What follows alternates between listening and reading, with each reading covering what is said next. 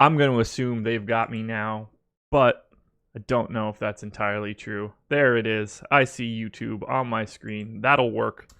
Good morning, everybody. Here we are on Wednesday, November 20th. Monster slate, 11 gamer, coming off of I'm happy about it yesterday, at least. I'm joined by Sal Vetri. We are going to be breaking down a ton of NBA today. But first and foremost, shout out to Yahoo Sports for being our presenting sponsor. Sal, how'd your Tuesday shake out? Yeah, I'm on the same train with you there. It was a good Tuesday. Earlier in the year, we haven't had these smaller slates, I guess, in a while. But earlier in the year, I was having trouble pinpointing the three-game slates a little bit. But yeah, felt good last night. Went away from some of the chalk, and really Bogdan was the biggest difference. I had to think triple the field on him, and that just shot up a lot of things. Nice. Yeah, I was able to withstand a pretty ugly game out of Kent Bazemore, but ultimately paid me off. I'm happy. I had quite a bit of Bogdan. Got saved by having Corey Joseph in the right lineup, and that was enough for me. Yeah, I saw he was 1% owned. He had was he like the highest multiplier? I know like Marquise Chris had a game too. I don't know how much he was. He had like 30 something, but I saw Corey Jones had a 40-pointer. Yeah, we will get into that right now, I guess. Let's pull up lineup study, take a look at everything that happened for yesterday. Really bad echo going on from that's what Skylar says. Anybody else getting that? I don't know. I don't hear it at all. So I want to know if maybe Skylar just has two of this video open. Anybody else getting any echo? Nobody else said it yet, so I'm going to assume no. As you're working your way in, okay, no echo from anybody else. Cool. As you're working your way in, guys, let us know who killed you yesterday. Who was the anchor to your lineup? Who dragged you to the bottom of the sea? Ooh, Ambitionist, congratulations. You just won 100K last night. Not too shabby. So, most owned player yesterday on DraftKings in the Big Jam was 57.2% owned Hassan Whiteside. McCollum and Brandon Ingram both got into the 50s as well. They all essentially delivered, 5x-ish performances. Here come the names. Jaren Jackson Jr., Joe Val, Buddy Hield, Jamal Mosley obviously didn't read the strategy syllabus yesterday. Buddy Hield was my bust pick of the day, so I guess that worked out pretty well. Strategy syllabus free today. Spoiler alert. So check that out. Lots of Jaren Jackson. Sean Rowe. Terrence Ferguson killed me. I think you killed yourself on that one. He might have had, like, if you're not used to playing Terrence Ferguson, that might have been like a ceiling game for Terrence Ferguson. Yeah, for real. I don't know what he did, but I just assume it's nothing like every other day. Fantasy points. Yeah. Let's take a look at highest value. We had one guy get higher than 9x value yesterday. Do you know who that was? I'll give you a hint. You didn't say his name yet. I was gonna say my guy is one guy who got more than that, McCall Bridges. No, he is 5th. Okay. Yeah, so it's not Chris, not McCall Bridges, not Corey Joe. Interesting. It must have been somebody in the middle tiers. Was it Jay Crowder? It was not Jay Crowder. Nasir Little. Oh yeah, Nasir Little coming off the bench. Yeah, he had a nice game. I didn't see the end of it. I don't know if there was a blowout to get him more run or just following through with Melo behind him. He had a nice game. Yeah, 35.25 fantasy points at 3,500. Hit 10.1x value. Only person above 9 from yesterday. Little, Corey Joseph, Alec Burks, Cameron Johnson, Mikal Bridges, Marquise Chris. Those are the names in order. Yeah, it's rough. Not going to get a lot of people predicting those names. And on a 4-game slate, nonetheless, like you get an 11-game slate, you see those, maybe you think it's reasonable. Yeah, that one's rough. Mikal Bridges, 129 of the 53,000 lineups that were in this contest. He was 0.2% owned. Actually, yeah, I saw that. Like the winner of last night, I don't even think needed Corey Joe just because there's just not a lot of ownership on it. Yeah, you can miss those sorts of things from time to time. Let's add in Alex and Adam and see their exposures.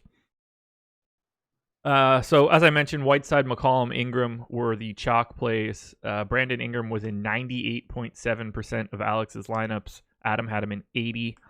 Alex had 90% Hassan Whiteside. They both had 75% CJ McCollum. First guy that was chalk that they both got away from was LeBron James. 30% owned. Adam had 12%. Alex, he was in just 2 lineups for the boss. Interesting. Worked out, I guess. 5.4x. You probably wanted Anthony Davis instead. Yeah, Davis was, I think, lower owned too. What, like 25% owned in lots of spots? Yeah. Ambitionist played 4 lineups, came away with $100,000 for first. Alec Burks, Anthony Simons, Draymond Green, Melly, Brandon Clark, my dude yesterday, Devin Booker, Anthony Davis, Bogdanovich. Nothing crazy there. Brandon Clark, the only like super low owned guy. I mean, Melly wasn't owned much, but at the same time, no one's thinking. Well, I'm surprised Melly got there yesterday, given the circumstances. Yeah, exactly. I didn't see, what did Melly finish with? He finished with 34. I wanted to see how many minutes he ended up getting. I would guess not a lot. 27. That's pretty much what he's been getting. He just played really well. Like, he got 26 and 27 in previous spots, but yeah, with Ingram back, I didn't think he would get nearly as much, but he got there. No, neither did I. Let's take a look at some of the 150 max exposure, see if anything stands out, find out who the 150 max plays were. Brandon Ingram and Hassan Whiteside for the 150 max guys, 73 and 72%. So big time jumps there. That was the concentration. I didn't get to a lot of Brandon Ingram, so that kind of makes me feel stupid. But I didn't get to much. I had like I was way under. I was like 25 to 30% on Brandon Ingram. I'm guessing my minutes were too low if I had to go back and think about it, because like it's not as if I didn't make any changes to his rates or any expectations in that regard, but I didn't think that he would go out there and just play a ton, but worked out for them. Simon's at 65%. He's the 3rd most owned guy, so another big boost to one of the more chalky plays. Yeah, I think a lot of my Brandon Ingram stuff had to do with I had a really high and probably too high projection on Bogdan. It just ended up working out and had a ton of him. So did I. I know the feeling there. After that, it's Burks, McCollum, Draymond, Kent Bazemore. All those guys are largely north of where their aggregate exposure was. So I liked all of those guys. I had lots of everybody there except for Brandon Ingram, so it makes me feel a little bit better when I'm pointing in the right direction. I don't have much else to hit on for this slate from yesterday. It was just a 4-gamer, and to be perfectly honest, we've got a lot to talk about. Yeah, we really do. All right, let's hit the plugs. First and foremost, hit that like button. Helps us out tremendously. Subscribe to the channel. As I mentioned, Yahoo Sports is the presenting sponsor of this show. I am dropping Emacs Cash Building Blocks article into chat, as I always do. All you have to do is head to the article, read it first, but at the bottom of the article, you can find some information on how to sign up at Yahoo. Use the promo code AWESOMO to get up to $30 in Yahoo Sports rewards points. You're paying less management fees. You're playing against softer competition. It's just going to be a better experience for you up and down the line, whether you're new to DFS, whether you're a consistent player. It's just going to be a different setup for you, and it should be a more profitable one, in my opinion. I love playing there. Get a lot of my weekend action in on Yahoo. What else do we have to hit on? As I mentioned, the strategy syllabus will be free today. Myself and some of the other content people for the site will answer a bunch of questions about the slate. So we ask, who's our favorite GPP play? Who's our favorite cash play? Teams to avoid. We all answer those and give our results. We usually put that out around like 3:30, 4 o'clock, because we want to make sure that we're getting up-to-date news from shoot-arounds. NFL rankings are free today, as is the NHL lineup builder. I think I hit on everything for right now. Got a couple other things that I want to touch on, but that will happen in the first break. But for now, Sal, are you ready to do this? Let's do it. Let's dive into this. Whew. Deep breath. Luckily, luckily we don't have Laffy on this show, because he would get 25 minutes of time into this first game. But Philadelphia 76ers, New York Knicks. Sixers 12.5-point favorites at home against the Knicks. Start on the Philly side, where, best I can tell, everybody's healthy, everybody's in, and not a lot of ownership coming in. We do have our projected ownership right now. There's essentially none coming to the Knicks, so spoiler alert on that one. Al Horford and Tobias Harris are in the teens on DK. No one is in double digits on FanDuel. I've got a bit of interest in Embiid at 10-1, but he's not been like the 36-minute a game guy, and this one doesn't feel like the spot where they're going to run him into the ground. What do you like from Philly? Yeah, I think since they are all healthy, it's really tough when they're probably all priced right. Simmons' price is back up to where it should be, and even at that price, it's hard to get to. So, yeah, Embiid's the one that stands out the most for me. I still think that I feel good projecting him somewhere around like the 34-minute mark, a couple of blowouts, pulling down those minutes. But it's not a priority just due to we'll get through this slate. There's a lot of guys right around him. I mean, we'll get to Luka, Towns, that if I project out similarly, they'll be right there. And it's a spot where like his usage on this team is still insane. I mean, overall, just there's nobody even close. Like the worries of all these other guys that are good on offense and both sides of the ball really on the team shouldn't really be much of a worry there. So I think Embiid's the main priority here. Harris is a guy who I have some interest in, but just on 11-game slate, there's other guys who are going to be underpriced that don't have Embiid, Simmons, and Richardson and Horford all around them. So he's a guy who's going to pick up blocks. He's really active in all parts, 16% assists, 24% usage, 20% rebound. So Harris is a guy that I can see myself getting a little bit of, but I imagine just any value that'll open up will take me off of that. Yeah, we're on the same page here. Embiid at 2% ownership on FanDuel and 0 on DraftKings, even if we think that just sort of normalizes to the 3, 4, 5% range for, studs in general. I like that if there's any chalk coming out. He can fill the stat sheet in a game like today. Very easy, like 25-12, multiple block type game. So I like the idea of getting to Embiid in a large field contest if he maintains next to 0 ownership. The Knicks are not going to be problematic for him, or at least they shouldn't be. Other than that, I'm not terribly interested in anything. It's Embiid, Simmons, Horford, Harris. If I get a little bit of these guys, it's fine. I'm not really sure why the Horford and Harris numbers are like, why those are the two guys that are getting any ownership. It's going to be something I'll pay attention to. I don't have a problem with them, but I don't think that anything stands out here. Yeah, nothing stands out. Yeah, I really no interest in Horford. Just a lot of his stuff gets crushed next to Embiid, and at least Harris sees like 5-6 minutes a game. He'll play the 4 with no Embiid, so he gets more chances there. Like the Knicks are good on defense, limiting second chance opportunities, points in the paint, just because they're big for 48 minutes. Like they have size, but that doesn't really matter for Joel Embiid. Like size is not going to stop him, so he's the main priority. Yeah, if he's like 2-3% on, I'm fine getting to that for sure, and double, triple it. You don't have a ton of leverage, and it's a nice spot to be in. They should be limiting that stuff. They have 27 power forwards and centers. Yeah, exactly. Like you have 48 minutes straight of guys who are there for that reason and nothing else in terms of no shooters on this team, but that'll work. Even their small forwards are power forwards. Yeah, exactly. It's terrible. On the Knicks side, I mean, I don't mind getting to Julius Randle for 5% of my lineups. RJ Barrett for 5,800 on DraftKings, although I think that he is going to be in line for a really difficult day. I don't really have anything that I want to point out. Oh, one thing I do want to point out, just circling back to Philly for like a half second. Joel Embiid is $46 on Yahoo. I think that's a decent price tag.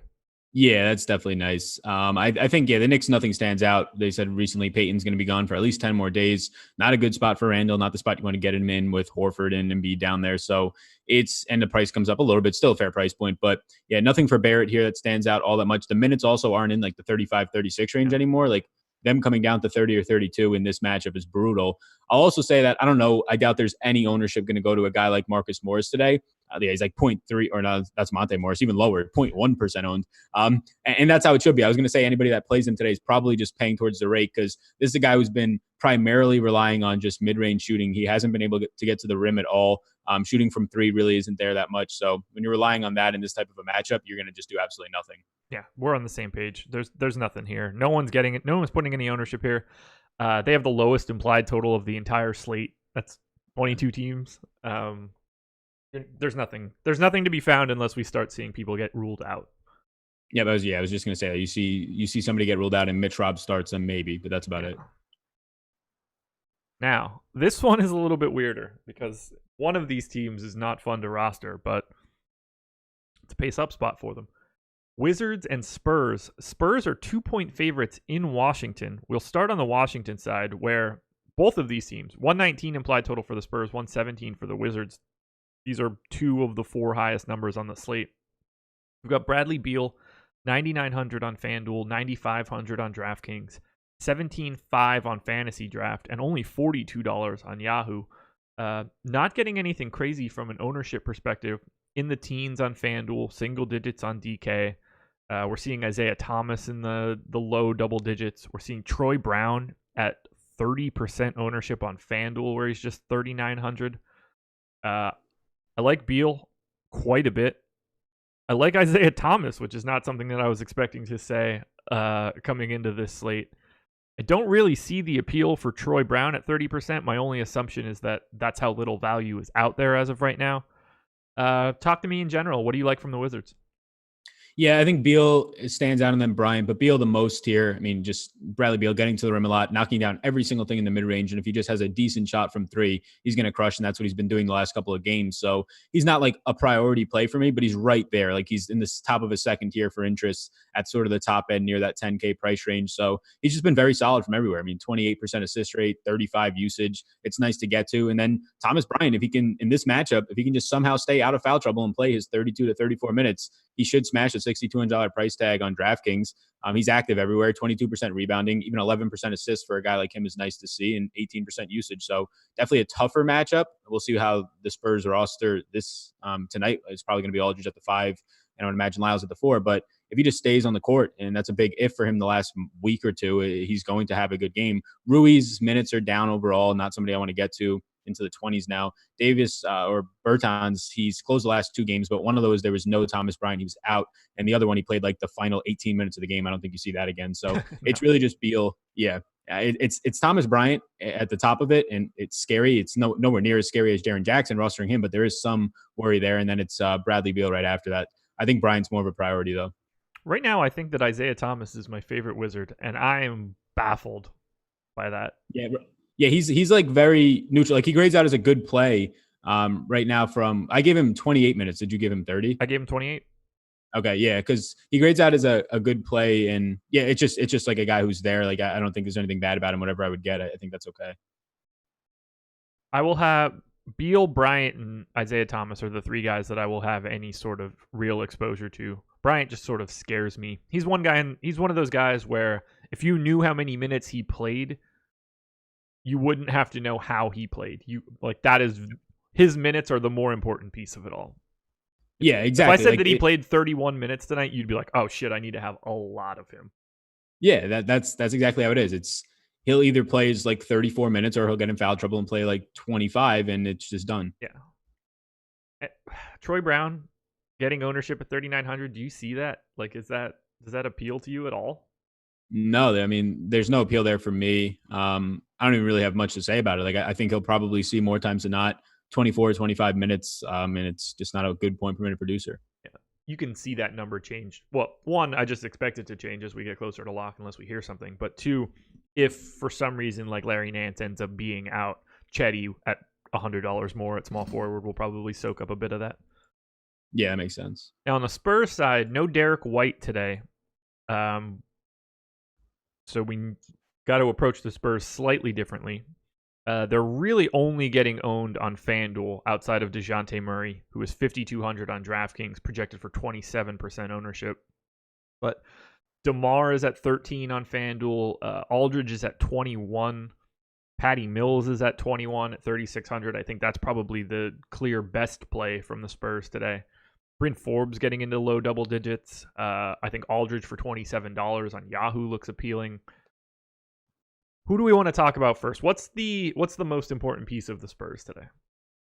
Yeah, so that's actually a really good question. If the ownership's coming in high on Murray, I think that's important just to talk about in terms of if we're going to be getting there or not. And right now, I don't think so. Like the price tag's getting to the point where his 24 minutes a game, if he stays out of foul trouble, which has been a big if for him lately, looks nice. Definitely, like obviously his crazy point per minute production is coming down as it's just naturally going to.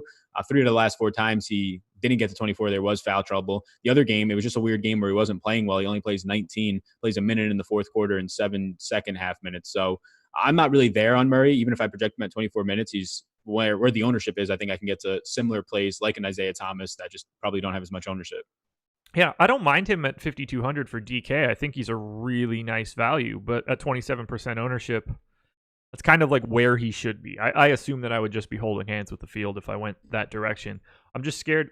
you know what he's getting. Like, well, we think we know what we're getting there.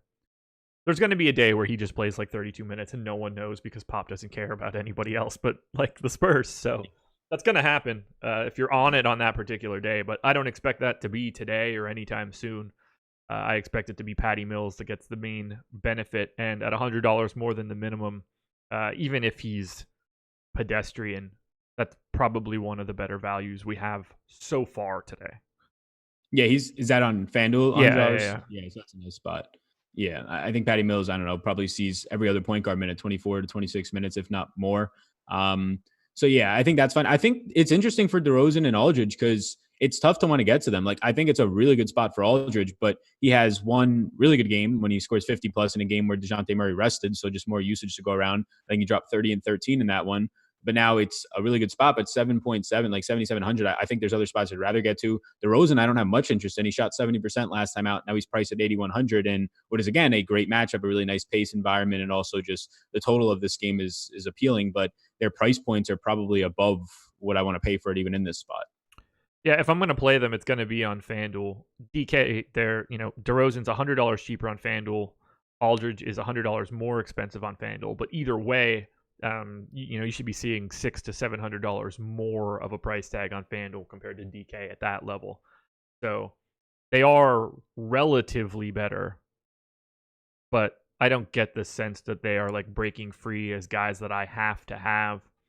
Like at power forward around Aldridge, you've got Blake, Jason Tatum, Randall, Kevin Love, $200 more expensive, who I would greatly prefer. Especially if Larry Nance ends up being out. So I don't need to go too crazy about anything from San Antonio. It is a bit of a pace-up spot. Washington isn't very good defensively. This is a big total. They have the second highest total. So there's something to be found here. I do want to keep a close eye on it and see if we can get any nuggets of information from Pop throughout the day, but I'm not going to hold my breath on that one. Yeah, I agree. And I think that right now projected ownership on Aldridge is just 3%. So like in terms of getting volume of him, it's not there. But if I had like 5 to 6% Aldridge, that's completely fine with me on DraftKings in that range, even though there's a lot of better options. I'm okay with that in this matchup. Washington's 30th in defensive efficiency. And then Trey Lyles is like the only other thing to mention because he's dirt cheap on DraftKings, 3,500. But on an 11-game slate, we're bound to get some sort of value that opens up that'll just be way better than him. So it's just to start the day, it seems like value. People talking a lot about why won't Pop play DeJounte Murray more. Missed a full season last year coming off of ACL reconstruction. They are playing for absolutely nothing. 538 has them projected lower than the Golden State Warriors in the West, the last place team. They have DeJounte Murray signed an extension this offseason, so they've got him for 4 more years after this one. I believe it's 4. Could be 3, but point stands that they don't need to run him into the ground. Like, this is... Yeah. And it's not like the Spurs were ever a team where he was going to be playing 38 minutes to begin with. Like, that's just how they run their guard rotations. He's not going to be playing that kind of minutes. Yeah, it's like a 6 to 8 minute difference at best, but he's also like not the guy who's just plodding around. Like, he's being explosive on the court. So the extra 6-8 minutes a game from him is just increasing the chances of something going bad. Yeah, especially because he is very active on the defensive end. So he's not taking possessions off. Yeah, exactly. Alrighty. Head to Atlanta. There's no way that this is right. I must have this in backwards. The Atlanta Hawks are not 11-point favorites against the Bucks. It's the other way. I was like, bullshit. No way. Giannis had to be ruled out. A lot more than Giannis. 11 to 32. Oh, that's why. Okay, now I understand. I saw that happen earlier today, and I must have typed right back over it. Okay, so 110.5 implied total for the Hawks, 121.5 for the Bucks. Hawks have been terrible defensively this year, 7% worse than average on a per-possession basis. Milwaukee, the exact opposite, 7% better than average. This is a pace-up spot for Atlanta, though. I like 2.5 things for the Hawks. I'm in for Trae Young at 9,700 or 9,400 or 17-1 or 46. I'm just in. Dude's going to shoot. And I'm okay with getting some Jabari. We might have Vince Carter back, so I don't know how much that'll impact Jabari. But 7,100 on FanDuel, 6,900 on DK. I still see some value there. He's not getting any ownership, so if he's at 3 or 4%, I'm happy to have 10 to 15% of Jabari. And then 3,800 for DeAndre Bembry is a price that I will unfortunately pay. Yeah, so I don't know if it's still the same. I saw Vince Carter probable with the personal. Is Jabari still questionable? He is. Okay, so yeah, I have interest in Jabari at 6,900 on DraftKings. Definitely at that low ownership. Trae Young's just kind of there for me. Like, it's tough. He's right there at Bradley Beal. So when I'm paying up, he kind of comes in as like a fifth or sixth option. So I'll get to some of him. If there's lower ownership, maybe I take a stance on it. But yeah, I think he's fine. He's just shooting absolutely lights out right now. Like 42% of his shots are from three, and he's hitting 37% of them. So if he continues with that type of volume, it's going to be good. And I don't think he does. But for right now, we'll ride it. 38.3% usage. It's good. So if you want to get there, he's very similar to Bradley Beal for his team. I think they compare out similar today for me. Yeah, it's really just Jabari and Trae. I was looking at this team just looking into it this morning and looking at the whole team's rates. Like, I don't even know what these guys on this team are doing. Like, I don't know if Cam Reddish should be in the rotation. DeAndre Hunter should be in the rotation. Cam Reddish should be in the G League, man. He's the worst player in basketball right now. I was going to say, in their past couple of games, I think they're starting more G League players with Damian Jones, Cam Reddish, and DeAndre Hunter than actual starters in the NBA. And also Damian Jones, I should point out, he'll have to be guarding, and we'll talk about this with Brook Lopez today, and he fouled out twice this year in less than 20 minutes, so there's a real chance of that again. For sure. Yeah, Reddish has just been so bad, which, you expect that from rookies and all, but he is, without question, worst player in the NBA right now. Sorry, Cam. I hope for good things, but it's not right now. Yeah, it's weird. I thought I would have liked a little bit more from Atlanta, but everybody's kind of just priced appropriately as guys that aren't very good. Yeah, I agree. Like, you get Trae at a nice price if he continues to do what he's doing, and I think he's just for me he's like not a priority right now. And then Jabari is a guy I'll have probably low shares of. Jabari revenge narrative if he's in. Yeah, does he have anything at all? How long was he there for? Like a cup of coffee? No, he was in Milwaukee longer than he was anywhere else. Oh yeah. I don't know. I was thinking about the Bulls the other way around. Chicago, yeah. A cup of coffee for Chicago. Yeah, it was supposed to be him and Giannis as the two-headed monster in Milwaukee. Best laid plans. That's where he got injured, right? Yeah, I mean he's been injured pretty much everywhere. Yeah. On the Milwaukee side, clearly 12-1 for Giannis on FanDuel, 11-2 on DK, 20,500 on Fantasy Draft, $57 on Yahoo. I'm in clear across the board. He should absolutely destroy in this spot. Atlanta's defense, as I mentioned, is terrible. This is actually still a good pace spot for the Bucks. They have the highest implied total on the slate. Giannis is averaging 1.84 FanDuel points per minute over the past 2 weeks. I don't have anything negative to say. He should do whatever he wants. Yeah, he's probably my favorite play on the slate. Like, he's going to be priced. He's priced probably, well below his median for what he's going to project out for me once I finish these minutes. Like, he'll probably project for 60 points or somewhere around there, and he's at 11-2. So even if you guys think that there's going to be a blowout for just anybody in chat, like, he can score 60 in 3/4 here, and it'll be completely fine. So, yeah, obviously the 80-point game is going to have to be somewhat competitive. So maybe that's where you get some Trae Young if you want to correlate at all. But, yeah, I think that Giannis is just clear cut. I don't think, even if Jabari's in, he's taking steps forward on defense, but not hard to do that from his past years. It's just still really bad for him. It's Damian Jones and it's Jabari Parker and Vince Carter trying to guard this guy. So, yeah, he's clear cut the guy for me in the slate, what projects out as the fastest paced game. Yeah, he's 24% owned on FanDuel, 20 on DraftKings.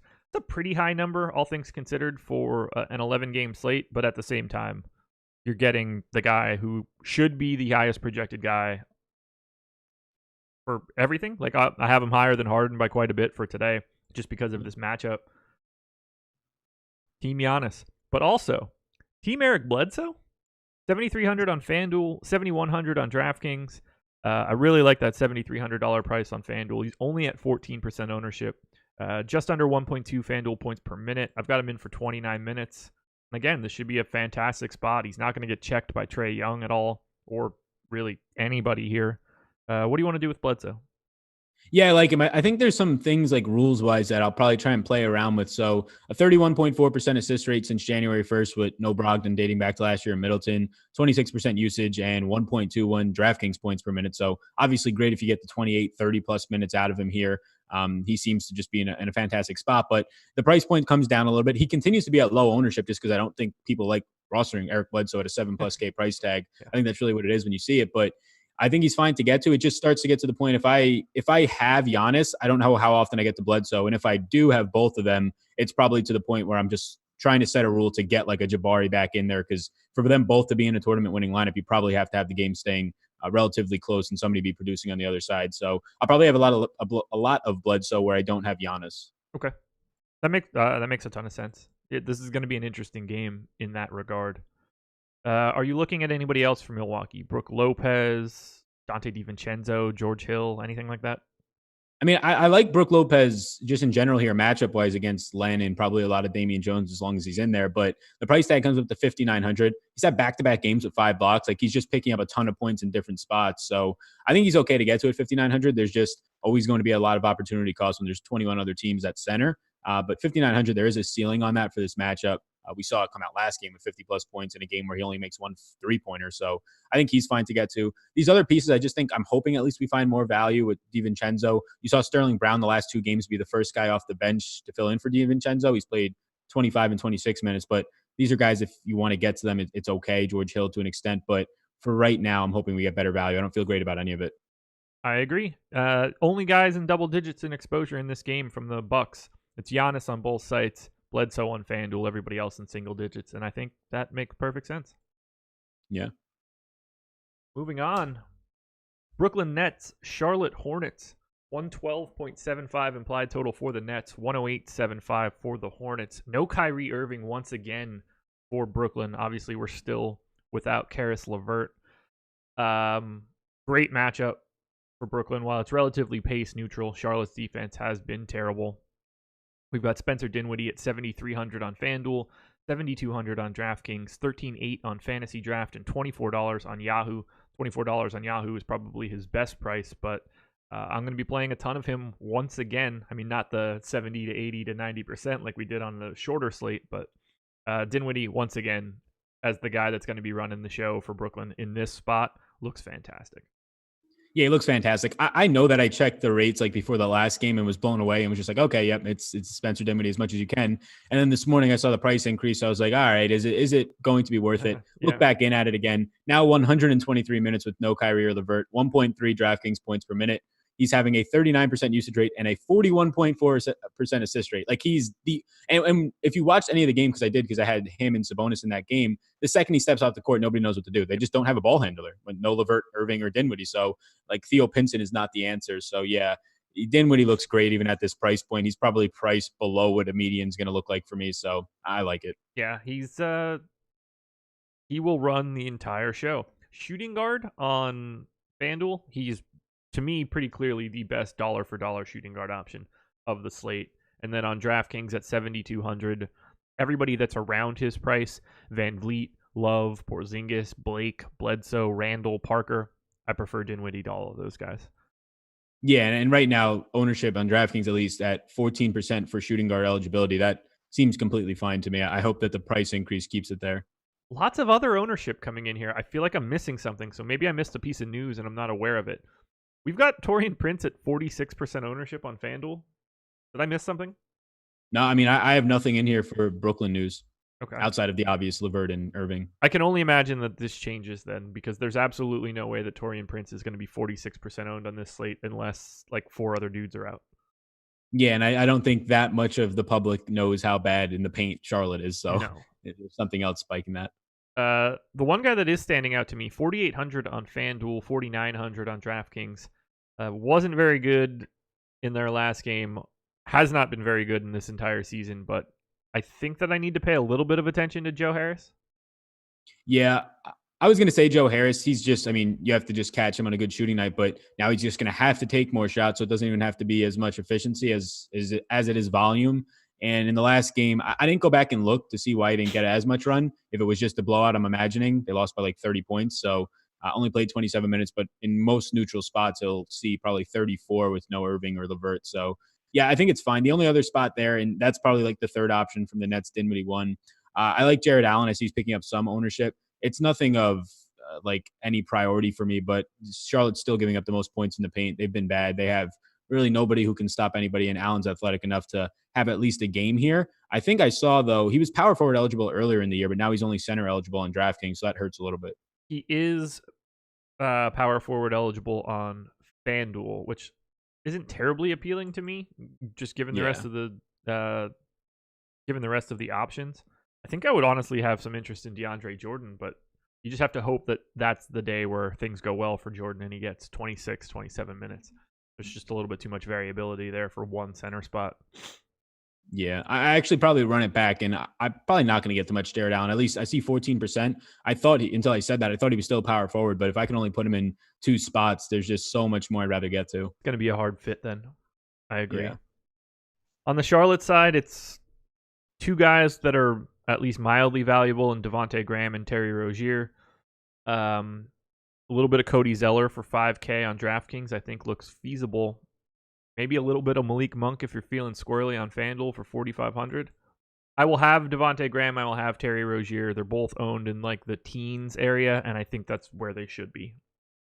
Yep. Yeah, I like both of them in really no order. Maybe Rozier just for a little bit of a cheaper tag on him. But yeah, Brooklyn just has nothing to defend. Like the 3-point line right now, they look around middle of the pack in it. But since the injuries to Levert and now Irving, there's just not going to be anybody there to defend them. So yeah, I probably like Rozier slightly ahead of Graham. They're both fine. Rozier's starting alongside of him. The assist rate been down, been noted, but it's something that at the price point, I think it's factored in at this point.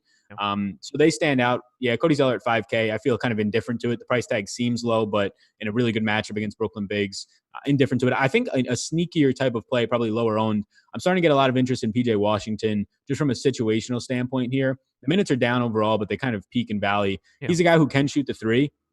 34%. So it's key against these Brooklyn Bigs because DeAndre Jordan's not leaving the paint and Jared Allen's not leaving the paint. So you saw in that last game, Sabonis had probably 4 wide open 3-point attempts. So if an NBA player with wide open attempts can just knock them down, and PJ Washington should have them, then he's going to be a guy who probably makes more than what the field's going to have of him.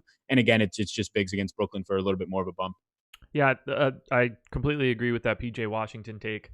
I see myself having like small shares of Washington, Bridges, Monk, hell, maybe Nick Batum on FanDuel. And these guys are all, like 5%ers. Nobody that I'm advocating for hard, but there's a little bit to be found here just with this depleted Brooklyn team. Yep, exactly. Just like small pieces of it. All righty. Dallas we go. Mavs and Warriors. 117.5 implied total for the Mavs. 104 for the Warriors. Not great for old Golden State. We will start on the Dallas side. I expected to see a little bit more ownership here, but 11.5 on FanDuel for Luka, 10.4 on DK. DK, he's getting 25% ownership. I think the $51 price tag on Yahoo is probably best, but let's start here. How do you feel about Luka against the Santa Cruz Warriors? Yeah, I mean, it doesn't get much better for him. I think Giannis is my favorite play, but then right behind that, that's Luka. He's a guy who grades out really well here. He's doing everything on this team, leads them in usage, assists, rebounds. It's just a spot where if I can get to Luka as much as I can, I will. The ownership seems fair, but if I had more than that, I'm not going to blink an eye at it. So it's just as good of a spot as it gets. Who's going to be guarding him? Like Kai Bowman's going to scare him away, or if Jordan Poole's even going to be in this rotation, just out of necessity. So yeah, Luka's in an absolute smash spot. And I just love the interview of him. Like, did you see the interview after the game? They were like, what was going through your mindset? And he was just like, well, I took a nap earlier and dreamed I would score 16 in the first, and I scored 17. So I guess dreams don't come true. Yeah, exactly. It's just like, what? I love this dude so much. Clear top play. I have him relative to salary just slightly ahead of Giannis. I have Giannis with a higher overall projection, but those two guys are going to be battling it out for like the guys that I like the most that I'm paying up for sure. Yeah, and like I've had just like personal conversations with friends of mine who, whether they play DraftKings or not, have just like skepticisms just from Luka, just because you don't follow it closely, just look at any sort of statistics on what he's doing. He's touching the ball like at multiple times a possession and doing everything there. Like he's leading his team in rebounding when you have Porzingis and obviously centers on the team. So he's just doing everything there. He's a unicorn. He's the best 20-year-old basketball player that has ever existed in the NBA. That includes Yeah, LeBron James. Yeah, is he going to be? I was going to say, is he now officially do you think he was a top 10 player last year? I think it was no. stretch. Like, do you think he's going to be, since LeBron, probably the youngest top 10 player? Has to be, right? I mean, if this continues, right. I mean, if they maintain where they are now, if they can get 45 plus wins, yeah. I mean, he's going to be in the conversation. If they can somehow like squeak their way to 50 wins. Oh yeah, I mean, he's carrying a team that outside of Porzingis, next best player is like DeLon Wright right now. I'm not saying that he is LeBron James. I'm just saying that at 20, he's better than what LeBron James was at that time. A lot of that has to do with the fact that he was 17 years old playing against men in Europe, and people just seem to ignore this. Yeah, kind of underrated. Yeah. Yeah. We shouldn't be surprised that this is happening, but he's putting up stat lines that are just staggering right now. Guys, yeah, again, I'm not saying that he's better than LeBron James. He will never be the athlete that LeBron James is. There are tools that LeBron has that are completely unable to be obtained from Luka Doncic. They just can't have the same thing. But yeah, you don't get a lot of 20-year-old guys doing this. Yeah, exactly. Like in all the departments of it, and then also just the shooting. Like that's one of the biggest pieces of it at the 20-year-old mark that's going to separate him if you're comparing him. Kobe at 19, he's up there. You are on drugs. It's not even remotely close. I hate everyone in YouTube chat right now. Everyone. Unbelievable. Crazy people. What do you want to do with Porzingis? 8,200 on FanDuel, 7,300 on DK. He's been getting used to it, I guess. Getting used to being back. But yeah, I'm okay with this spot. I mean, what? How does Golden State defend Kristaps Porzingis today? Eric Pascal. No, there's no like actual. He's like a full foot taller than him. Yeah. I mean, it's like maybe Draymond, but I don't even know how they would set that up. Yeah, no, I think Porzingis is in a fine spot at this price point. There's nothing bad to say about it. It's just that if you think there's other spots that are maybe a little bit undervalued, like I think maybe we'll get to Blake Griffin depending on that spot for $200 less if any other value opens up in the day. But like as of right now, he seems completely fine. He seems probably for the matchup $100, $200, $300 too cheap. So it doesn't stand out as a priority for me. That'd be more Luke on the team, but on the slate, it's something that I'll definitely have pieces of. I think I just like Blake and some other guys right around him.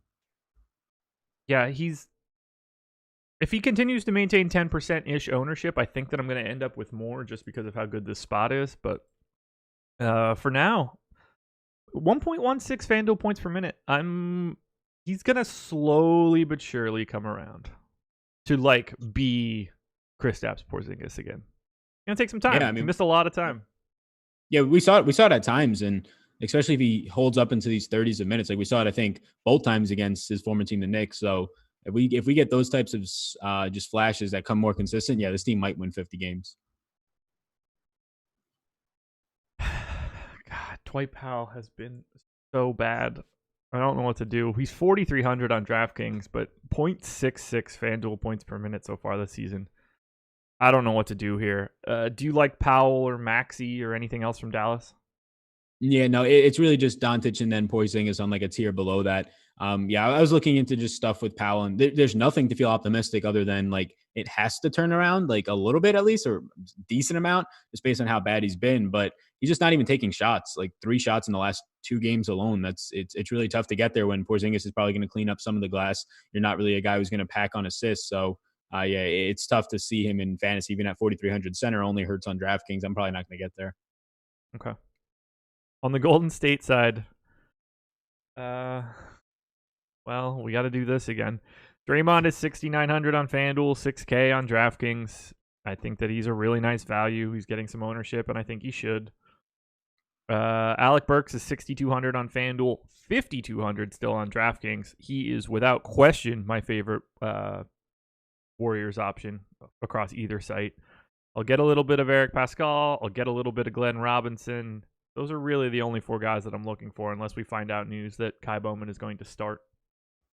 Yeah, so yeah, that's a big piece too. But looking more into it, yeah, Burks is the guy who stands out the most. He's just gonna have a ton of shot attempts. He shot great last night, I think 9 of 16. So that's what you get. Not only was he shooting like 3-pointers, I mean, he was like posting up guys. It looked good. So he's gonna be just the main shooter on this team now with no D'Angelo Russell. And you have Draymond, who, man, I just wish they did something to the price, like 6,600, so that there was a reason to try and avoid the ownership, because he had 11 assists last night on 12 potential assist opportunities. So that's not going to happen again. Like, No. everybody was just hot. So more times than not, Draymond in that situation probably ends up with 5 or 6 assists, just based on, even worse with the shooters on this team, if you don't have Alec Burks shooting well and just everybody else making those potential assists for him. So if you take that into account, he only has 5 or 6 assists last night. It's great, but he also only scored 8 points. So you can have the same argument the other way.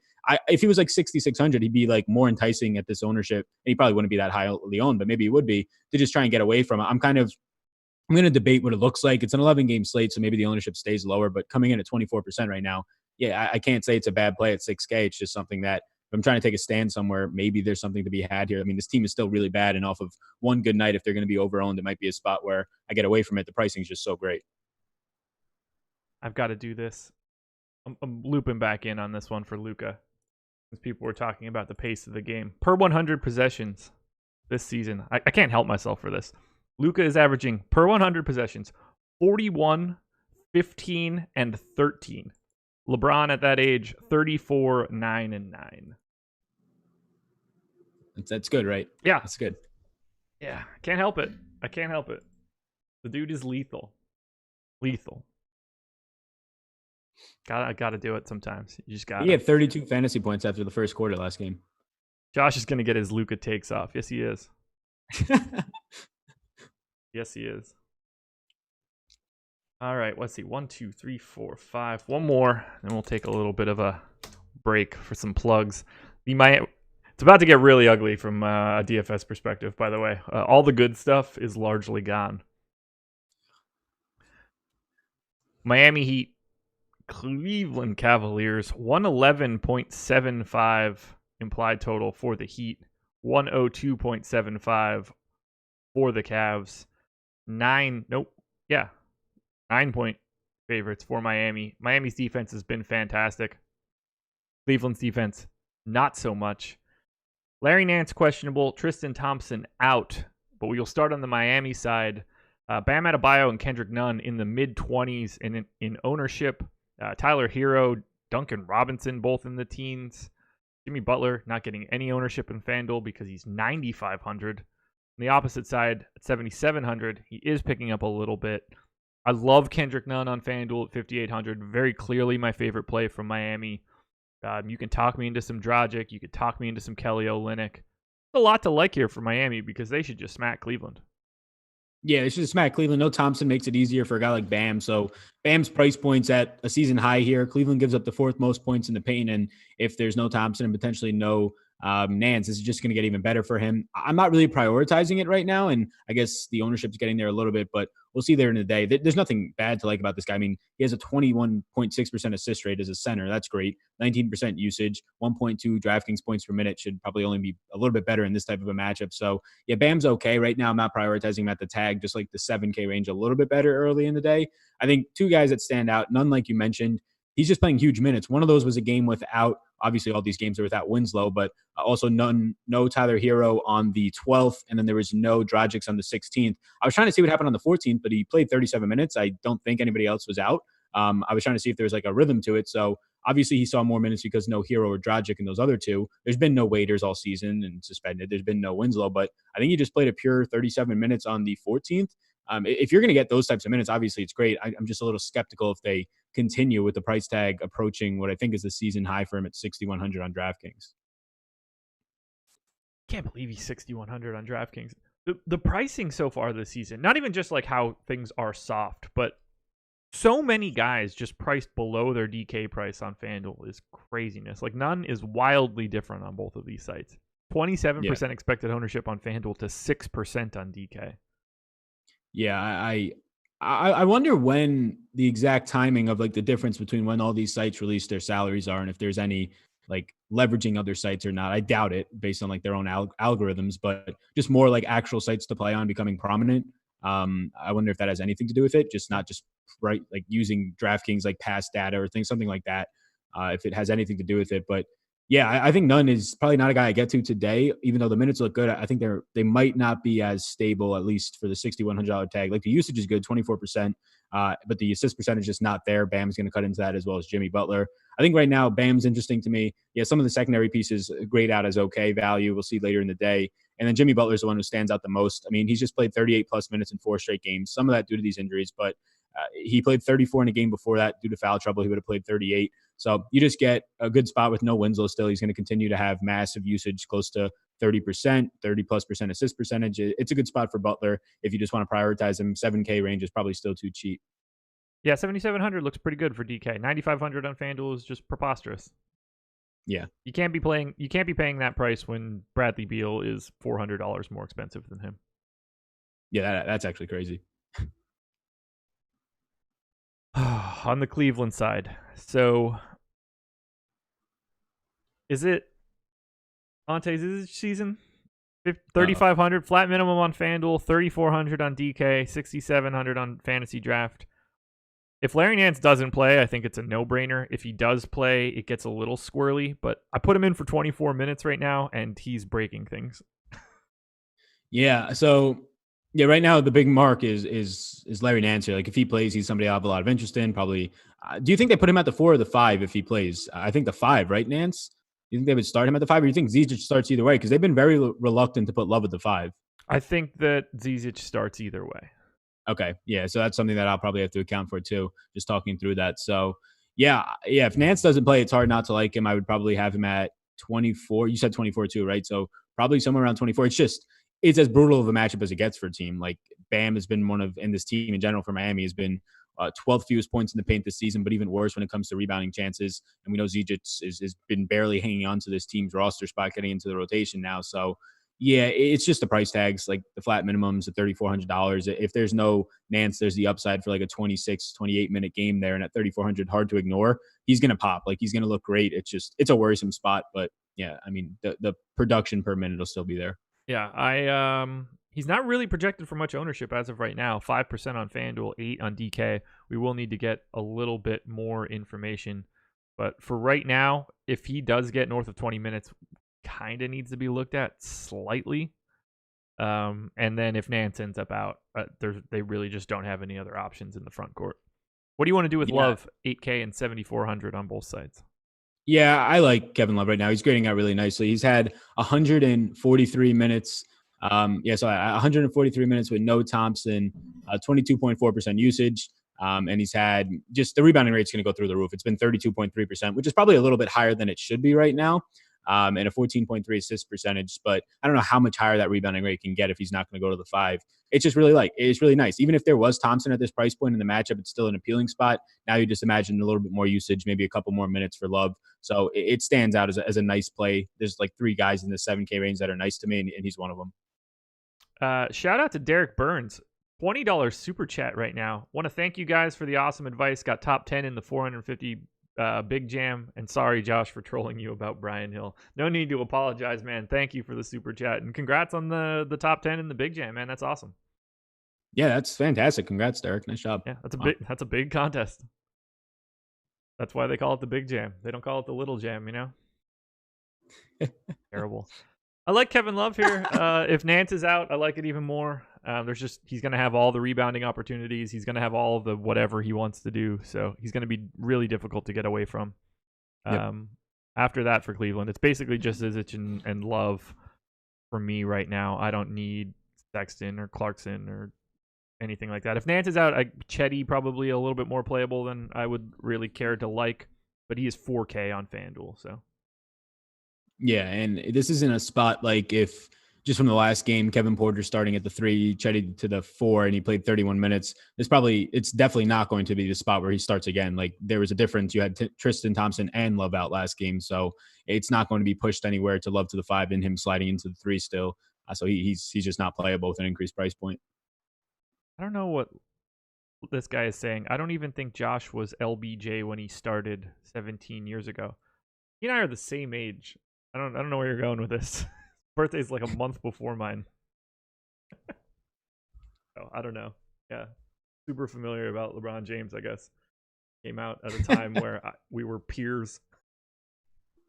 All right, that's 2, 4, 6 games down. We still got 5 more to go, but I've got to hit on a couple things. First, once again, hit the like button, subscribe to the channel, hit the notification bell so you know when we go live. Coming up after this, Laffy and Chris Spags will be taking a look at the first run of NFL ownership for Week 12 in the NFL. We will have Jake at 4 p.m. doing his NHL strategy show, Alex's game plan show, which was in front of the paywall yesterday. I hope you guys got to check it out. Well, you're going back behind it again, so sign up using the promo code NBA Strategy if you want to see it today. And then 5 o'clock, Deeper Dive, Laffy and Adam. 6 p.m. Eastern, we're running it back again. We had the remix show yesterday of myself and Eddie, but we're doing it big for this one. 11 gamer, myself, Fast Eddie Fear. Look, we're looking for big numbers today. Monster Wednesday slate. It's me, it's Eddie. You guys know you want to be there for it. What's the number? What's it going to be? I want to see 3,800 people live in that stream today. I don't think 3,500 is enough. I want to get 3,800 people into that live before lock stream. So what about 4K? What about 4K? We got to save that one. That's going to be like a Christmas spectacular or something along those lines. Christmas. I can't go to it now. I can't go to it now. Let's get, Randone wellness update. Randone is alive. Evidently, a woman in his building fell asleep while making dinner for her kids, which started the fire. Everybody is okay, but it was an evacuation. But yeah, 3,800 people. That's how many I want in live before lock. But not just that. You guys can get 1,500 likes on that Deeper Dive live before lock stream. So you gotta start on that one, not this one. If you can get to 1,500 likes on the combined Deeper Dive live before lock stream, we will unlock the NBA ownership rankings for tonight. Do that. That is going to be the giveaway for that show. So prepare yourselves. If you want to get the ownership rankings from Alex himself, got to hit that thumbs up button on tonight's show. 5 to go. Oh, God, these games are terrible. Toronto Raptors, Orlando Magic. Raptors 106.25 implied total. Magic 102.25. I believe this is the lowest total of the game, or of the slate, rather. Orlando, good defensively. Toronto, just battered, running a 9-man rotation. 9,400 for Siakam, 8,800 on DK. We've got Van Vliet, 7,900 and 7,400. These guys are playing monster minutes. Neither of them stand out as guys that I want to go crazy for, but I can't imagine not having like 15 to 20% of Siakam and Van Vliet. There's just too much opportunity there, even in a bad matchup. Yeah, I really like Siakam today. It's interesting because he's priced right next to Westbrook. So when you consider like their ceilings in tournaments, it's tough to like kind of differentiate or want to get to so much Siakam. But you mentioned it, like they didn't play big minutes in the last game because of a blowout. Siakam played 20 minutes in the first half, and Vliet played 18 minutes and 46 seconds. So yeah, Siakam's a guy who I would imagine plays 40 to 42 minutes in this one. And if you're going to get a guy with a 29% usage rate at 40 plus minutes in a game, even in this matchup, which is a little bit tougher with Vooch down low, it's still fine. He's just, one half of this entire offense. So Siakam, I like at a reduced price point. Van Vliet's price point doesn't move, even though really everything, it's only come up, I think, $300 total, or maybe $400 since Lowry's gotten hurt. And the guy's dropping 40 minutes a night. His usage rate's coming closer to the 28 range, so a 30% assist rate. Yeah, I like Fred Van Vliet as well. It's just a matter of prioritizing him in that range. But I probably like Van Vliet a little bit more than Siakam. Just on this team, it's easier to get yours against the Orlando guards than the bigs. But 43% of the time he's finishing, or he's 43% of the time he's shooting from 3, and he's very effective on his just finishing at the basket. So that's what you like to see. You like to see a mixture of guys who are aggressive, and then just the highest percentage shots are at the basket and from 3. And that's exactly what Fred Van Vliet's doing. So he's probably the priority play for me, and then Siakam's right behind him on this team. Okay. Yeah, a little bit of Marc Gasol, a little bit of Norm Powell. That's it for me, but it's Siakam and Van Vliet. On the Orlando side, I pretty much feel the same about Vooch that I do about Siakam and Van Vliet. It's different. It's not the same sort of minutes thing, but they're grading out in a similar way relative to salary. So a little bit of Vooch is okay. Jonathan Isaac, I believe, is questionable. Could be a game time decision, but either way, not necessarily in yet. If he's out, I think that you can still take a look at Al-Farouq Aminu on FanDuel. If Isaac is in, then you kind of lose out on everything else. MCW is out. I don't really think that's going to matter all that much. Wes Iwundu is going to soak up a little bit of that time, maybe an extra minute for Fultz or Augustine or Ross. I don't get the sense that it matters all that much. Just a little bit of Vooch, a little bit of Gordon, but really this game stinks. Yeah, it stinks. Like Vooch was doing well against Philly in spots that had tough matchups like this one. Toronto third fewest points in the paint, but he's also $1,000 more expensive than he was in that matchup, so he has to do more for you. So he's not as much of a priority. Yeah, MCW being out doesn't really, I think, change much for Fultz, except the fact that the last two games he's seen 25 and 26 minutes. I think if anything, it stabilizes that and allows him to not fall back down to the 24-minute range, but I don't think it adds anything to him. So I have Fultz right now just early as a good value on this slate, but it's nothing that stands out tremendously.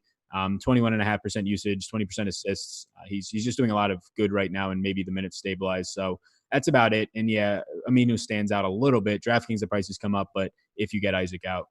Yeah, 3,800 on FanDuel for Aminu. He'll be a value play if he gets 28 minutes. Yeah, definitely. Get away from this gross game and go to a gross game. The Chicago Bulls and Detroit Pistons. Bulls 1.5-point favorites at home in Chicago. So Wendell Carter projected for 11% ownership on DK at 5,500. Markkanen projected for 21% ownership at 5,400. 10% on FanDuel too. I have basically this entire team just projecting very similarly and not very good to begin with. I do like the Markkanen price at 5,400. I do like the Wendell Carter price at 5,500. I assume I have those guys in the same range that they're projected on, somewhere in that 10 to 15 range. But there's not much on Chicago that I'm going crazy for. Yeah, the prices make them appealing. Just like everything else is terrible here. Like so far, Detroit's allowing, just because mainly of Drummond, just the least defensive rebounding opportunities. They're bottom 5 in offensive rebounding. So those upsides for Carter and Markkanen to grab some boards just aren't there. Markkanen's injury, I'm just assuming, is really limiting him right now in terms of his play. I would hope so. A lot of things are down for him across the board. Only a 43% effective field goal percentage, only 3% offensive rebounding, just terrible. 20.8% defensive rebounding. So yeah, the price tags are nice on them. You probably get to some of them. They seem like nice cash values. And then in a tournament, they have the upside there at those price tags. So I'm not thrilled with them. They're the only two guys that I have interest in from the Bulls. Levine's what like Levine is. He's just a guy who can break open a tournament if he scores 40 real life points. But on this slate, I think there's a lot of opportunity costs in going to him. Agreed. Yeah, $18 for Wendell Carter on Yahoo might be my favorite price for him, but On the Pistons side, 9,400 for Drummond on FanDuel, 8,700 on DK, 16 on Fantasy Draft, 51 on Yahoo. We've got him in like the 30s on FanDuel. We've got him in the 20s on DraftKings. Similarly, Blake is at 15 and 20 on FanDuel and DraftKings. I got Blake at 30 minutes now, but I really like Drummond at 9,400 on FanDuel, but 37% ownership feels broken. Yeah, it does feel broken in. I think I'm just not going to have as much interest just because right now I'm going to have to look into more stuff, but I'm going to have a lot of Blake Griffin as of now at 7,100. And I think that's just going to get me naturally to less Drummond. You have Towns priced down on this slate, Vooch in that range. So I think it's as good of a spot as it's going to get. 6 most offensive rebound chances is what the Bulls are giving up. Detroit gets the 9th most offensive boards because of mainly Drummond. So it's just a really good spot for putback opportunities and overall double-double upside, 20-20 upside for Drummond. So I think he's fine to get to. Griffin's the thing that I want to talk about more. I have him at 32 right now, and I'm tempted to go even higher only because he played 17 second half minutes last game, and they haven't played in 5 days. So yeah. I feel like he could be, 16:48 was the exact second half run he got. And he closed the game out. So I feel like with another 5 days of rest, only playing 1 game in the past week, they could just unleash him here. I'm not sure if they still want to see more conditioning from him, which would make some sense. But the long second half run has me at this price point potentially trying to just catch this once he gets unleashed minutes wise. And right now that's where it's at if I was to leave it at 32 or go up to 34. And that's probably the biggest thing that I'll have to work through today. I'm really intrigued by the idea of going bigger than 30 minutes on Blake. I'll have to talk to one Adam, ship my money share, to see where he's landing on Blake's minutes.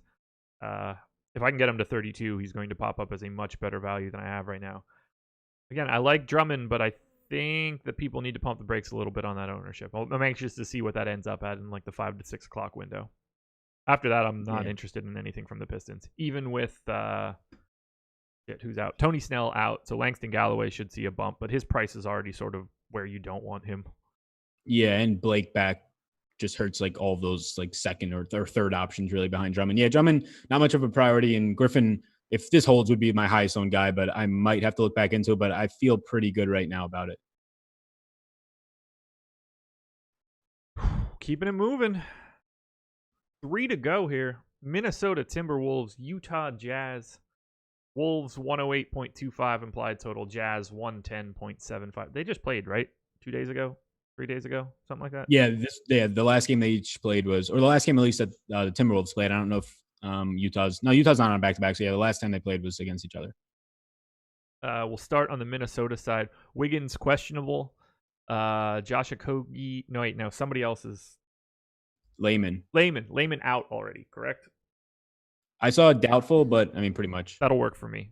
Yeah. So we're starting with Towns, 10-8 on FanDuel, 9,600 on DK, $50 on Yahoo.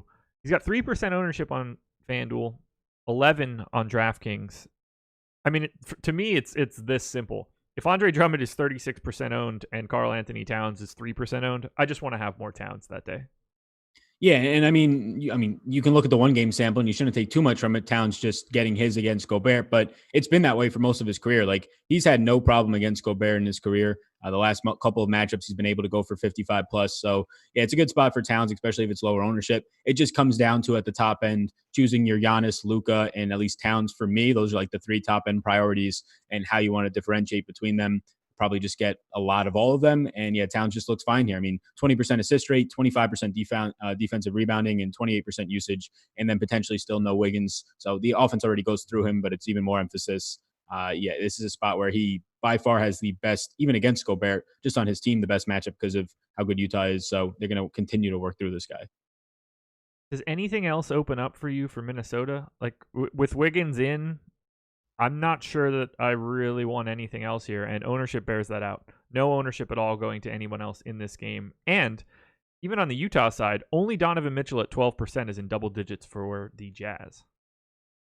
Yeah, so Minnesota side, yeah, it depends on Wiggins. I guess I would say that it does seem like he's probably more likely to play today because they've been ruling him out earlier, labeling him as doubtful as of late. And I think today's just questionable. So if he's in, yeah, nothing stands out. If he's out, the fact that you have Layman and Wiggins out, I would get to more Covington. 5,700 feels okay. I think you could feel comfortable giving him 30 to 32 minutes right around there if there's no Layman, just more small forward, power forward minutes to go around. And then Teague's price point is up, but I still think you're going to find better value on the slate. I still think it's okay if you really wanted to get to it.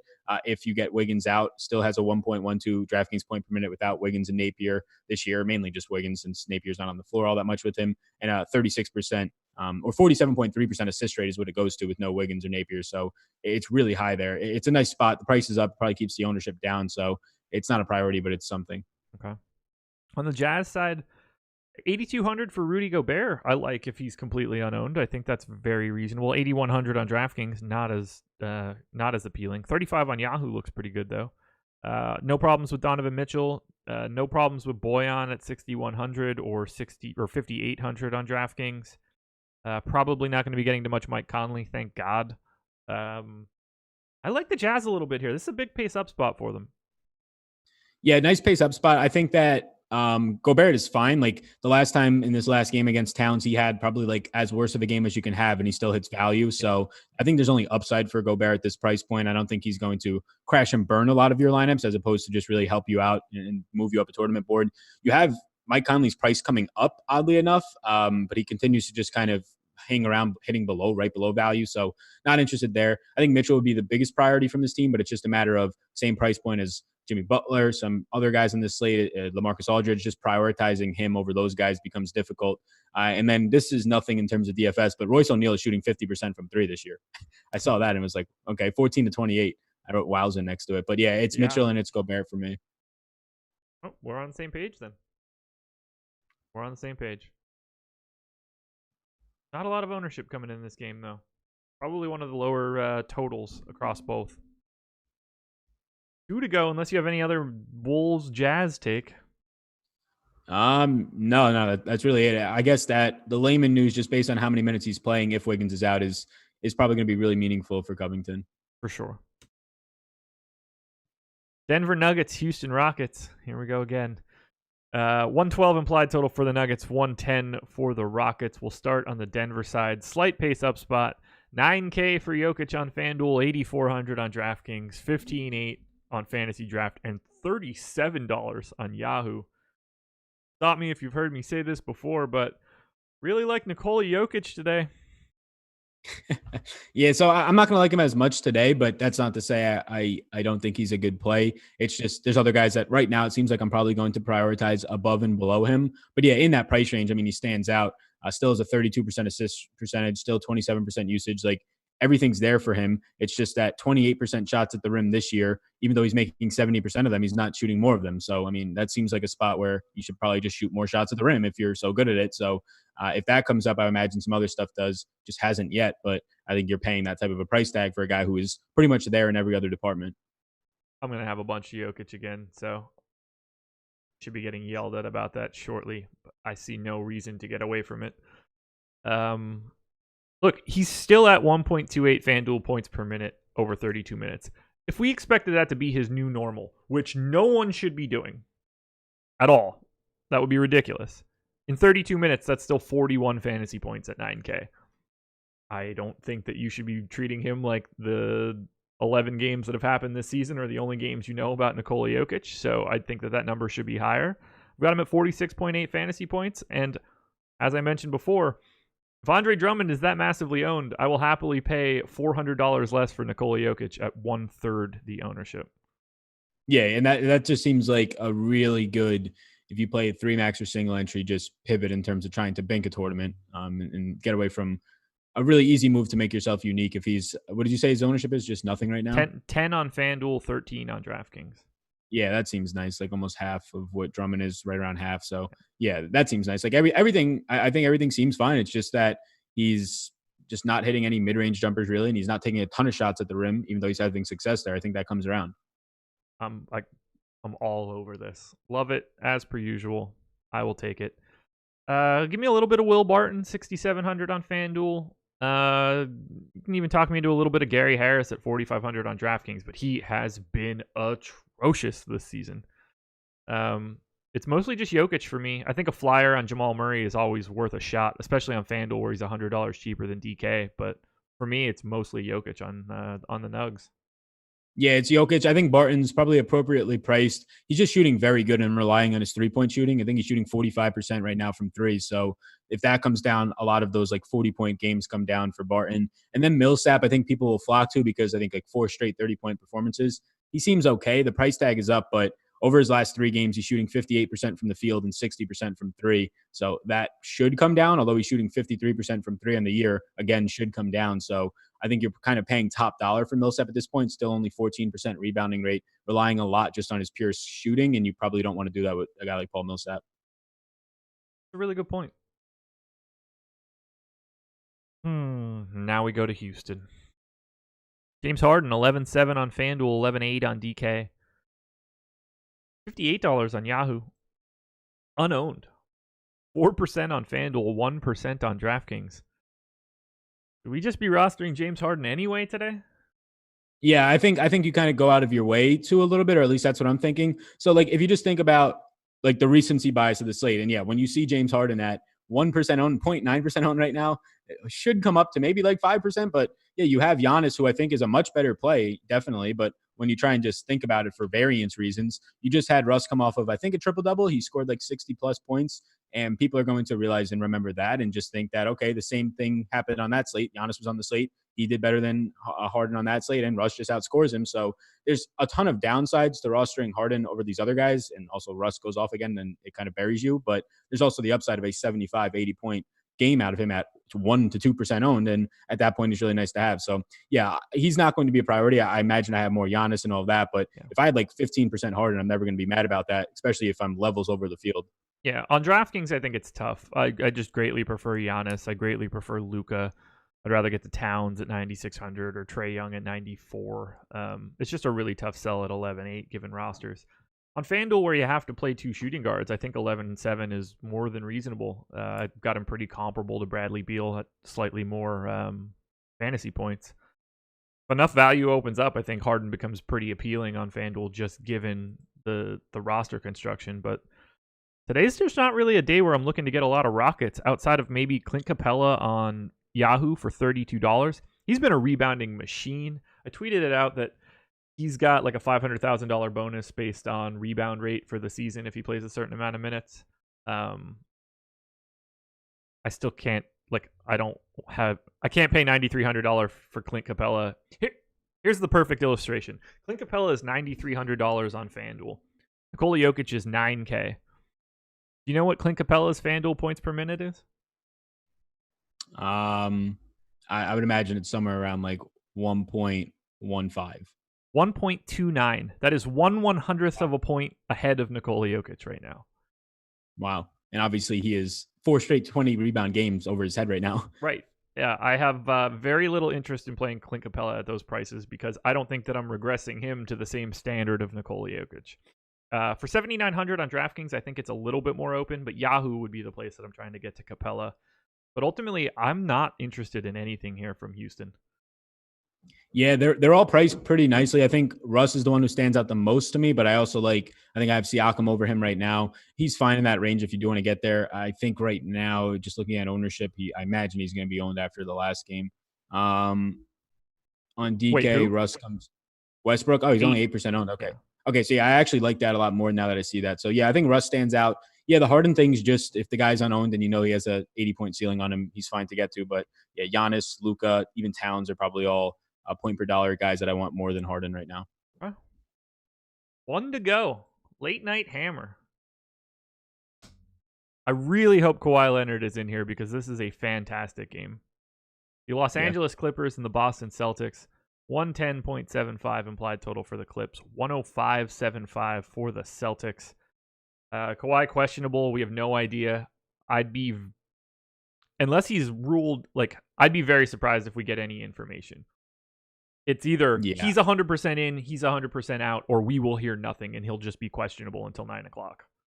Yeah, exactly. I don't think we're going to hear a single thing. And I doubt he'll have any ownership. So if you're the person who likes to take risks, go ahead on FanDuel and roster the guy and hope that it pays off. Yeah, I don't mind playing him at 10K on FanDuel, 9,300 on DraftKings. It's a tough spot. Boston's defense has been good this year. Are you trying to get to anything from the Clippers? Only Pat Bev at 4,200 on DK is in double digits in ownership. No one else is there. I'm not all that interested in anything from the Clippers. I want to watch this game, and luckily my wife is out of town, and this is a 10 o'clock tip-off, so I might actually see the first quarter. But I can't imagine wanting a lot from a DFS perspective here. Yeah, I agree. And just the uncertainty is really tough. Like if we knew right now that we had no Kawhi, then it seems like Lou Will on DraftKings is a nice price point in the 6K range now. Harrell, even at 7K, is still completely fine. Pat Bev at 42 becomes much better. I had this issue the other night with Kawhi, and Pat Bev was similar price range. It seems like a nice play for the minutes you get out of him. He didn't do anything, but it's really hard to pull the trigger when you don't know. Once Kawhi and Paul George are on the court together, just nobody else is going to matter for the most part. So, yeah, right now nothing stands out. Paul George, I guess, stands out the most. I just think he came off a 30-minute game. So if you have no Kawhi, he's pretty much the de facto Kawhi at that point. Maybe sees up to 32 minutes in this one. Yeah, I didn't make a big adjustment to anything here for Paul George. I can give him more minutes right now. I know that I have to take a lap through the Clippers in like 6 hours, so it was really meaningless to do it with Kawhi just hanging over it. I know what I'm going to like or not like based on the way that news breaks. I probably won't have a ton of interest in Paul George one way or the other, but 7,800 I think is kind of reasonable on DraftKings. Lou Will would be the guy that I'm most interested in if Kawhi ends up being out. On the Boston side, only Kemba Walker on FanDuel at 7,900 is in double digits in ownership. That is the spot where I like him or anything from Boston the most. I don't have a problem being north of that 11% number. I also don't hate $7,300 Jaylen Brown. It's hard for me to see like a monster ceiling game at that price, but on a per dollar basis, I think it looks okay just given the minutes. But again, this is not the game for DFS points. Yep. Yeah. I mean, I think a lot of these guys are just appropriately priced. The center situation is just so weird for the Celtics team. You've had Daniel Tice play 28 minutes in the last game, 22 the game before. Their rotations, I just don't know what to think of them. Like, he'll play 5 minutes to start the game. Cantor comes in for like 8. Then he'll close out the half. Then Robert Williams plays like 6, and then he'll just close out the rest of the game. And you get like weird minutes all around. So it can go any way. It's not really something I have faith in, even though the price points are nice. It could be Cantor getting 22 tonight, and you have really, I would not bat an eye on it. So I think Kemba stands out the most. Jason Tatum, I still think, is okay. The usage is there. He's just doing nothing. I don't know if you listen to one of the more recent Dunked On podcasts. They talk about just this entire Celtics team, and they all drive at a very high rate. And Tatum's like the only one who doesn't pass on those drives, but he also doesn't make the shots. Yeah. So he's just like killing his team on offensive possessions, where he's like half the amount of time he passes off of drives, and he has the lowest percentage on actually scoring on those drives. So he's just been absolutely abysmal. But what that shows you is like he actually has opportunities. He's taking a ton of shots at the rim if he can get those to drop. This price tag that hasn't moved since Gordon Hayward has really got injured, it should be a nice spot to pay off. It kind of came through a little bit last game. So Kemba and Tatum stand out. But yeah, you hit on it. If there's no Kawhi and we get that news, I really like Lou Williams. Paul George stands out, Harrell. But other than that, it's nothing really. I think Boston's appropriately priced for the matchup. I agree. It's a fantastic game to watch. Pretty clearly the best game on the slate in that regard. Highly recommend you guys watch it. But on that note, 11 games up, 11 games down. Sal, give me the summary. Who are your favorite plays for today? Yeah, so Giannis, Luka, and Cat at the top end. Right now, if I hold Blake Griffin at 32 minutes, he's probably right there in that top 4 with them. And then Dinwiddie. For me, I'm going to give this from a FanDuel perspective. Luka, Trae Young, Isaiah Thomas, Kendrick Nunn at point guard. Patty Mills as well for the punt. Shooting guard, give me Beal, Van Vliet, Spencer Dinwiddie, Devontae Graham. Small forward is going to be Giannis, Siakam, Alec Burks, Joe Harris. Power forward is going to be Porzingis, Jabari, Draymond. And then at center, Towns, Embiid, Drummond, Jokic. A lot to like there. Ante Zizic, if he is going to be the starting center and we get no Nance. Sounds good. Guys, hit that like button. Subscribe to the channel. Shout out to Yahoo Sports for being the presenting sponsor. Use the promo code NBA Strategy at awesemo.com/join to get 50% off your first month. Sal, let the people know where they can find you.